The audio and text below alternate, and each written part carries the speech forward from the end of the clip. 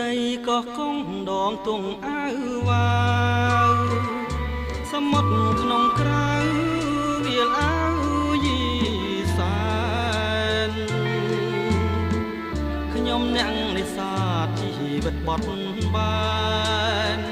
រស់នៅផ្ញើប្រាណលើផ្ទៃជលសារសៀលកងភ្នំទូករៀបចេញហើ